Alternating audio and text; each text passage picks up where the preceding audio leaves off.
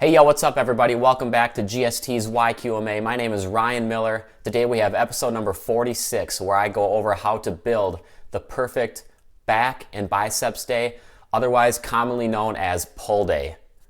Back when bodybuilding splits ruled the gym world, there really wasn't a pull day per se. There was back and biceps, chest, triceps, maybe a shoulders day, and then a leg day.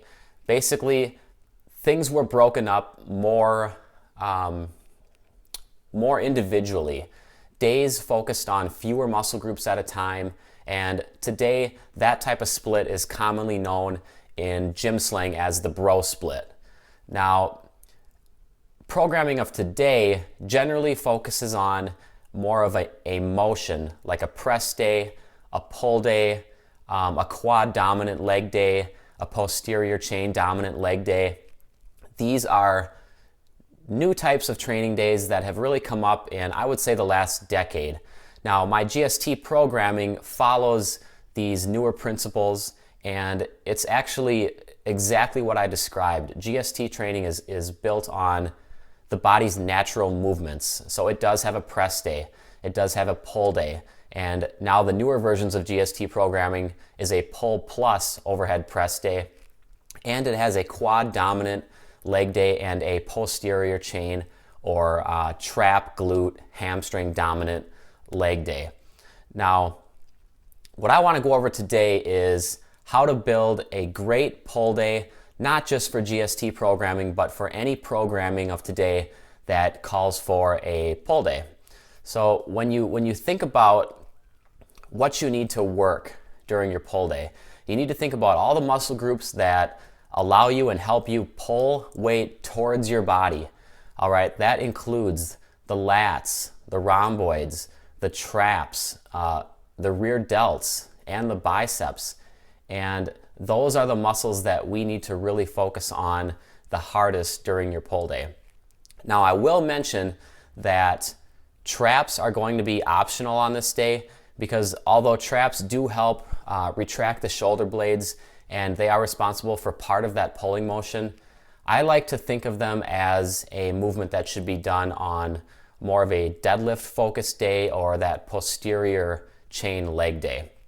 So I'm probably just going to go over every muscle group that I mentioned except for the traps today. Now, when you're thinking about starting off your pull day, you want to order your exercises based on priority. So you want your most effective compound pulling movements first. And what you need to do is you need to think about whether you want a vertical pull to be your highest priority for that day, or you want a horizontal pull, like a barbell row or a seated cable row. And examples of vertical pulling would be pull-ups, chin-ups, or different lat pull-down variations.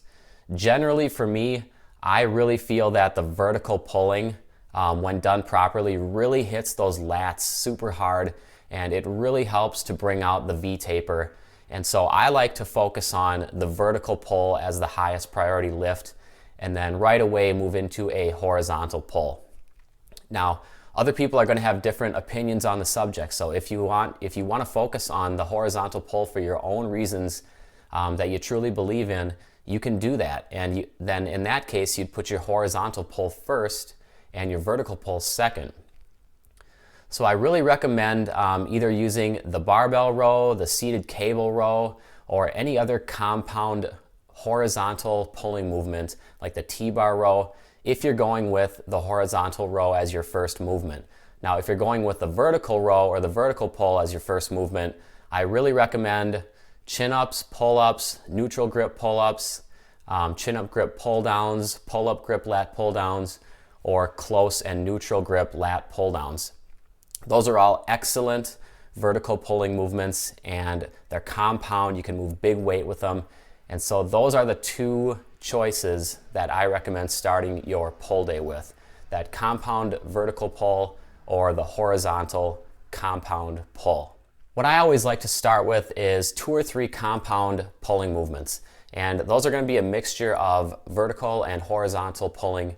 And if you want to place a larger focus on vertical pulling, just make 2 out of those 3 vertical. If you want to place a larger focus on horizontal, just make 2 out of those 3 horizontal. So in my case, my personal preference, I would go with something like a pull-up, then I would go with something like a seated cable row for my horizontal pull, and then I would follow that up with a pull-down variation, most likely something different than the pull-up grip, so a chin-up grip lat pull-down or a neutral close grip lat pull-down.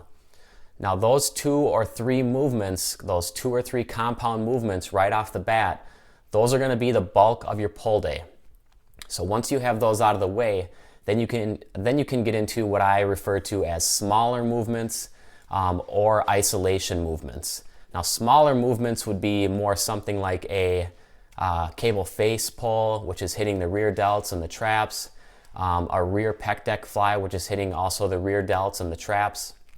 They're not quite isolation, but they're not those major compound movements where you can really pile on the weight and get a lot of stress on many muscle groups at a time. So let's just say you have the pull-up, you have the seated cable row, and then you have the chin-up grip lat pull-down. Now you're going to move into something that's one of those smaller movements or an isolation lift. Generally for me, I like to hit a high priority or important curling movement next. And for me, that is a curling movement where I can move a large amount of weight. And for me, that's going to be either a dumbbell hammer curl, which I really like, or a standing barbell curl, or a preacher curl. Just something of that free weight nature is my general preference. I love free weights. Machines have their place as well. But I really like the free weights when it comes to really trying to move a lot of weight and get a lot of stress going on those targeted muscle groups. So I would move into a barbell curl variation, a dumbbell curl variation, or a preacher curl variation, which is just a seated barbell variation. Now, once you have that, you have to make the choice of whether or not you want 1 or 2 biceps exercises. If you're going to do all your bicep work for the week on pull day, I would probably have another bicep exercise dropped in there. So that's where you would just want to choose any other bicep exercise, maybe a cable curl, a machine curl, or just any other bicep exercise that you like is going to fit the bill there. Now, if you're working biceps a second time throughout the week, you might not need to add that second bicep exercise unless you're really trying to bring up a bicep weak point. So you either add in 1 or 2 biceps exercises depending on your programming, and after that, then you can start to target those rear delts, which I talked about, and those muscles of the upper back. And for me, I'm going to choose the rear delt fly variation or a cable face pull. Those 2 exercise choices, actually the rear fly variation covers multiple exercises. So any of those exercise choices really is a great idea to put into that pull day. Since with the pull day, we're not just targeting the lats, we're trying to target all the muscles that help you pull weight or resistance towards your body. And like I said, those are the major muscles of the mid back, muscles of the upper back, rear delts, and biceps. And so from watching this video and hearing me talk about the important concepts of building a quality pull day, what you should really come away with is that your pull day should start off with 2 or 3 compound movements, including both vertical and horizontal pulling. Then it should move into another favorite or commonly a favorite muscle group, the arms, particularly the biceps. And what I like to do there is do 1 or 2 biceps exercises. And that just depends on whether you're doing biceps at a later point in your programming or not. If you're using a twice weekly frequency on your biceps, you're probably fine to just do 1 exercise. If you're using a once weekly frequency on your biceps, you're probably going to want to get some added volume and do 2 bicep exercises. After that, move into your upper back work with a rear delt fly variation or a cable face pull, or any row that targets the upper back muscles more than, say, the lats.